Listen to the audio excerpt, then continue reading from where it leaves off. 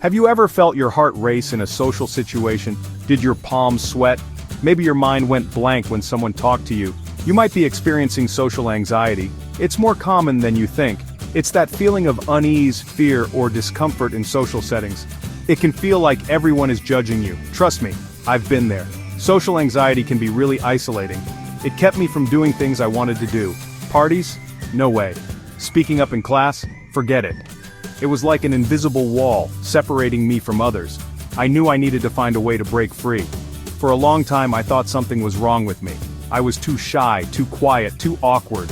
The truth is, social anxiety is a common experience. It's okay to feel these things. Acknowledging it is the first step to overcoming it, and let me tell you, overcoming it is completely possible. Welcome to the Academy of Vitality and Health. Here we focus on helping you live healthier, teach you about your health and body, feel amazing and improve your lifestyle. Join us on the journey to vitality and well-being. Don't forget to subscribe and turn on notifications so you never miss our latest tips, advice, and inspiration. Let's discover a healthier, happier life together. Chapter 1. Social anxiety can manifest itself in so many ways. It's not just being shy, it's physical too. My heart would pound. I'd feel dizzy and nauseous. My palms would sweat so much I'd avoid shaking hands. It was awful. Then there were the thoughts. Negative thoughts would spiral in my head. They think I'm boring. I sound stupid. Everyone is staring at me. These thoughts were exhausting. They kept me stuck in a cycle of fear. It's like your brain is playing tricks on you. It magnifies the negative. It makes you believe everyone is judging you. Here's the thing, they're probably not. They're too busy worrying about their own stuff. We all are. These feelings and thoughts are real. They have real consequences, but they don't have to control your life. There are ways to manage them, ways to break free. It starts with understanding what social anxiety is and how it affects you. Chapter 2. Here's the thing about social anxiety. It thrives on avoidance. The more you avoid situations that make you anxious, the stronger the anxiety becomes. It's a vicious cycle. I used to avoid everything. Parties, presentations, even casual conversations. This avoidance kept me safe in the short term. It prevented me from feeling those uncomfortable feelings. But in the long run, it made things worse. The avoidance fueled my anxiety. It confirmed my fears. Imagine a spider's web. Each time you avoid a social situation, it's like adding another strand to that web. Pretty soon you're tangled up. It feels impossible to escape. But you can break free. It takes courage, but it's worth it. Breaking the cycle starts with taking small steps outside your comfort zone. It's about facing those fears, one step at a time. And it's about learning to challenge those negative thoughts that keep you stuck. Chapter 3. My therapist introduced me to cognitive behavioral therapy, or CBT. It was a game changer. CBT teaches you to identify, challenge, and change negative thought patterns. It's like retraining your brain. At first I was skeptical. It seemed too simple. But as I started practicing CBT techniques, I noticed a difference. I learned to recognize my negative thought patterns. Then, I learned to challenge them.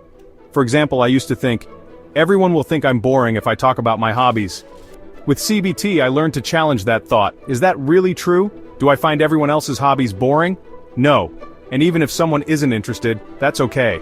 CBT gave me the tools to change my relationship with my thoughts. It taught me that thoughts are just thoughts. They're not facts. I could choose which thoughts to believe and which ones to let go of. It was incredibly empowering. Chapter 4. Exposure is a crucial part of overcoming social anxiety. It means gradually facing the situations that make you anxious. It sounds terrifying, right? It was for me. But it's like building a muscle. The more you use it, the stronger it gets. I started with small exposures. I'd make eye contact with someone at the grocery store. I'd say hi to a classmate. Each time I did something that made me anxious, I realized it wasn't as bad as I thought. These small victories boosted my confidence. They showed me that I could handle these situations. They chipped away at the wall of fear I'd built around myself. Slowly I started to feel more comfortable in my own skin. Remember, exposure is a process. It's not about jumping into the deep end right away. It's about taking small, manageable steps. Celebrate each victory, no matter how small. You're on your way. Chapter 5. Finding calm in the chaos. Mindfulness and breathwork. When anxiety hits, it can feel like your mind and body are in overdrive. That's where mindfulness and breathwork come in. These techniques help you connect with the present moment. They calm your nervous system. Mindfulness is about paying attention to the present moment without judgment.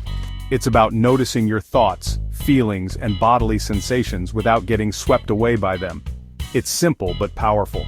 Breathwork is another powerful tool for managing anxiety. When you're anxious, your breathing becomes shallow and rapid. By practicing deep, slow breathing, you can calm your nervous system and reduce anxiety. There are many different breathwork techniques. One simple technique is box breathing. Inhale for a count of 4, hold for 4, exhale for 4, and hold for 4. Repeat this cycle for a few minutes. Mindfulness and breathwork are like superpowers. They give you the ability to pause, to observe, and to choose your response rather than reacting automatically. They're invaluable tools for managing social anxiety. Chapter 6. Self-compassion, the key to breaking free.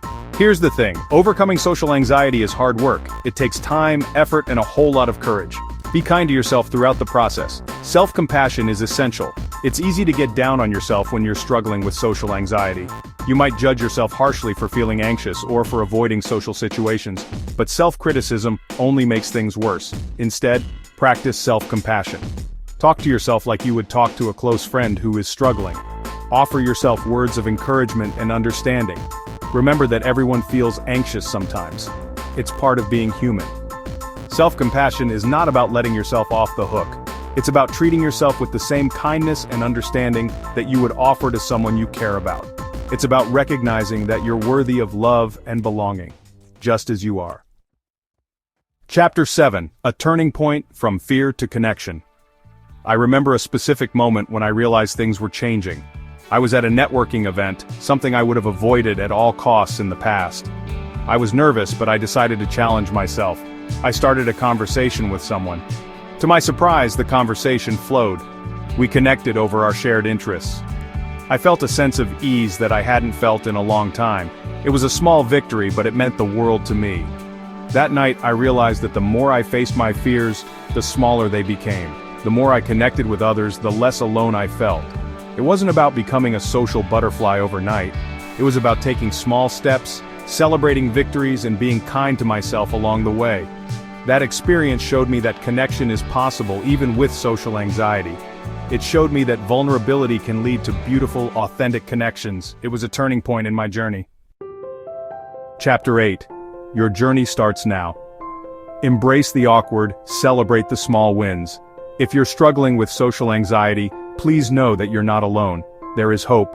Recovery is possible. It's a journey, not a destination. There will be ups and downs, but it's worth it. Start by taking small steps outside your comfort zone. Challenge your negative thoughts. Practice mindfulness and breathwork. And most importantly, be kind to yourself. You are worthy of connection and belonging just as you are. What's one small step you can take today to move towards a more connected, fulfilling life? Share your thoughts in the comments below. Let's support each other on this journey. Don't forget, turn on the notification bell so you never miss a new video. Subscribe to our channel. You'll find plenty of inspiration, practical tips, and advice to live a healthier and happier life.